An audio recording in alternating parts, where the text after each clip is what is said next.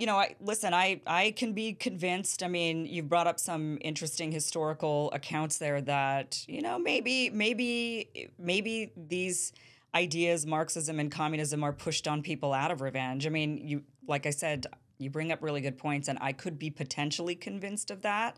We're I going to s- send you a copy and you're going to tell us what you think.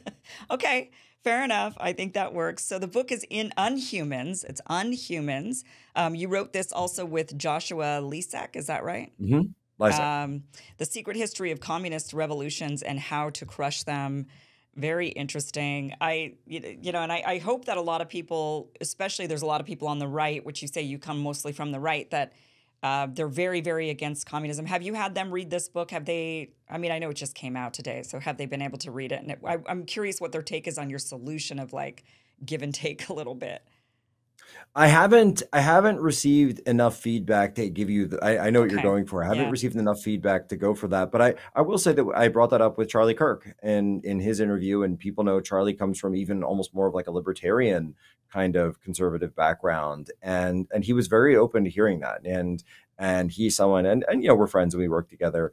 And I think that there's a process going on right now on the right where a lot of people are looking at mainstream conservatism and like the Paul Ryan, oh, let's privatize everything Yeah. and Right. privatize Social Security. And people are totally doing away with that and saying, well, maybe there's a reason that we've been getting destroyed at the ballot box so much, and it's because actually people like these things, or it's because there are people who are finding needs that are being addressed that we have totally been overlooking in society. And we sit there and point out that, and for example, by the way, the system of globalization would not exist without the Chinese Communist Party. It could not exist without the CCP. There's no way. And so the workers of the United States suddenly were undercut by the slave wages of people in China. So this Hmm. is a huge disparity that comes up by the Bush administration, the first Bush administration after Tiananmen Square. And we talk about this in the book. I say, after June 4th, 1989, if we, the United States, had treated the Chinese Communist Party the way that Russia was treated after the invasion of Ukraine, if they had been isolated, if their accounts had been frozen, if they had been cut off from global trade, you could have knocked them over with a feather. They were totally dependent on foreign direct investment in the 1980s. But instead, you get this deal, this crooked deal that's made by George H.W. Bush's national security advisor, General Scowcroft, and Scowcroft goes over and it basically puts together this deal that, okay, you're going to get most favored nation status. You are going to be in 10 years time, you are going to be entered in the World Trade Organization. We are going to put you in all of these different economic organizations. And in return to that, you are going to become the manufacturers and the factories for the world. We'll provide the Western capital. You guys provide the free labor. And this is where you see the beginnings of the gutting of middle America, of the South, of so many parts of the United States. We totally moved from a manufacturing economy to this like service-based economy. So this like just totally fake economy that we have now. And that's when I talk about late stage capitalism, that's exactly what I'm saying, is that the capitalists realized, the hyper-capitalists realized that the cheapest way to do things was to use foreign labor both abroad and domestically. Now we're seeing that through the rise of mass immigration. And so Hmm. suddenly the workers of the country itself are completely overlooked. And by the way, this is how they got around all of those reforms that began with Teddy Roosevelt. They say, well, wait a minute, if we just shift the workers that we're going with, then all of a sudden the new rules that have been put in place don't apply to them. Yeah. And that's kind of what they're going to do with AI, with robots probably as Well, well and too. AI is the next part of it. Yeah, Yeah. AI is Yeah. the next part of it. And so, which is going to come for not just manual labor type jobs either. It's going to come for manufacturing. It's going to come for coders. It's going to come for tech jobs, all of this stuff. So we're going to end up with a country where we've imported millions and millions of people, and then all of a sudden for jobs that don't exist, and they're going to those people are going to compete with us for housing, for education, for healthcare. They're going to put strains on our systems that we don't have the ability and the infrastructure to deal with, and then you wonder, who are they going to listen to? Are they going to listen to people who say, "Oh, let's just enact some progressive measures and hopefully we can work these things out together"? Or are they going to listen to a Hugo Chavez type who says, hey, let's rise up and kill these people and take their stuff? Well, I know Because I there's see that. certainly I right, totally and see that happening. I do too, and I certainly don't think they're going to listen to the guy that says, "Let's do nothing." I mean, and that's what I think a lot of libertarians Right. say, Yeah. Yes, right? exactly. No, no, those guys are totally shut out of the Yeah, conversation at this point. yeah, yeah, and that's I hope there's that wake up that is happening. I think on the No, right when because that's where I that's coming debated, from. I was telling you earlier, I debated Chase Oliver last week, and it was just, I mean, he had his talking points, and he stuck with his talking points. We're a nation of immigrants, and more of this means more GDP. And it's like, well, what about this? What about this? What about AI? And there's just Well, he's a no, libertarian, so he's no like connection. what hands off, no nothing, right? That's a Right. libertarian Yeah, perspective. we're all just cogs. No, I mean, you and I just had a great discussion about how different cultures think differently about government and society, and I kept pointing out that if you're against socialism and yet you're importing people from parts of the world that have cultures that are more amenable to socialism, you're going to get more socialism. That's just obvious, basic logic, and it's like just I mean, it was like talking to a wall. It's like talking to a wall. And I view myself as so much, I have a lot in common with libertarians. I'm very libertarian-esque, but then there's just like a line that I'm like, okay, now we're just getting into territory of like, Yeah, like I want to pick and choose certain things, like their yeah, foreign policy. I'm like, I'm so good with you guys on foreign right, policy. This right, is great, right, But then you also get into a type of a libertarian who's kind of like a corporatist and more of, it's like let the companies do whatever they right. want.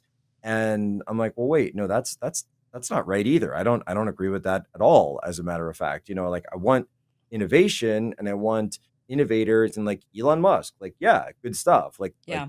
get more of that. But at the same time, like, does that mean you have to screw over everybody in order Right. to get it? No, I don't think that makes sense either. I'd be so interested at some point. This has been such a fascinating conversation, Jack. I'd be so interested at some point because I view myself as a populist leftist, and you're a populist Mhm. right.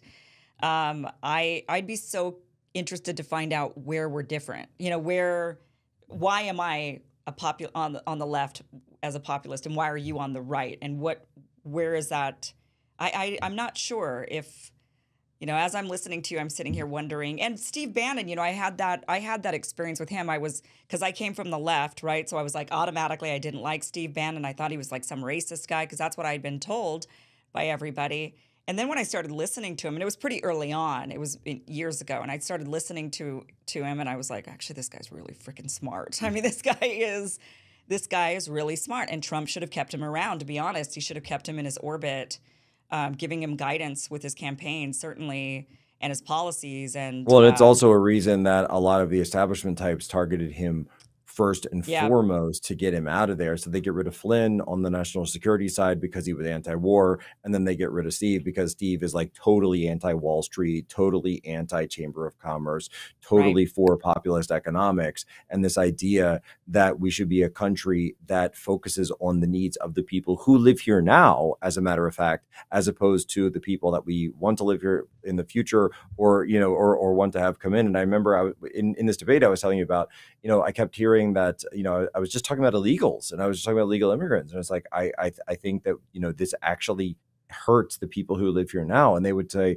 well, I don't know. I've talked to a lot of business owners who say that they're fine with illegals. I'm like, well, of course the business owners are. right. Like, I'm not talking about the business owners. I'm talking about like everyone else, like the regular, normal people who then have downward pressure on wages, who have pressure for the housing markets. I'm not talking about the rich and the elites and all this. Like, no, like, yeah, those guys are going to be fine. They're going to be perfectly fine either way. What I'm saying is that, yeah, I'm totally fine with them. Yes, I agree. They will have to take a haircut, and they're going to take a haircut. I'm also saying that we shouldn't just wantonly like slaughter somebody who's Right. in that situation. But you've got to be willing to say that there's a middle ground that can be found in order that you don't lose your civilization, lose your society, because people are just so mad and so angry about their station in life and the way things are going. And by the way, you're seeing this. You're seeing this happen already. You go on TikTok and they're like, why aren't young people working? Because they can see some people that have totally been able to cash out, whether it's in crypto or whatever it is,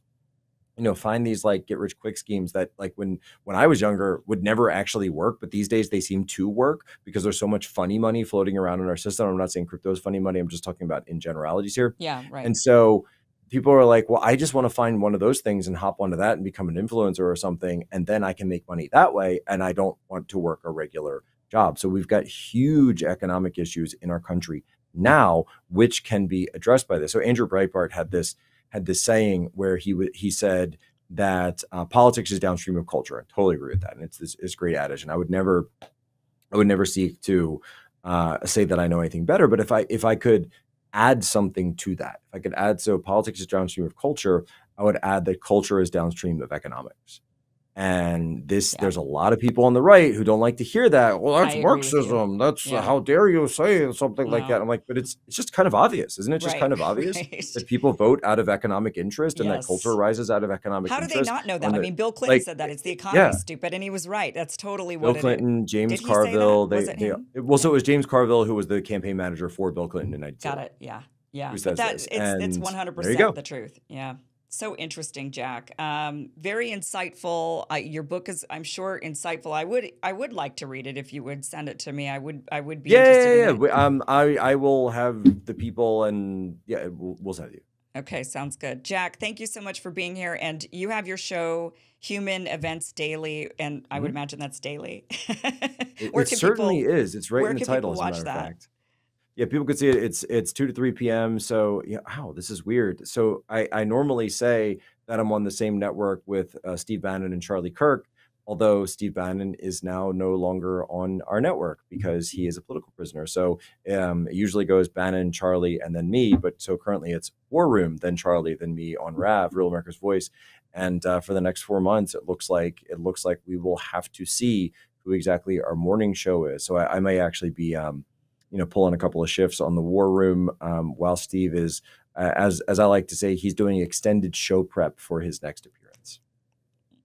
Well, wish him the best of luck. I know he's serving a 4-year prison term now, so he's in prison. 4 months. 4 months. Yeah, 4 months. Yeah. 4 months. Thank goodness it's not 4 years, right? We'll see. We'll see.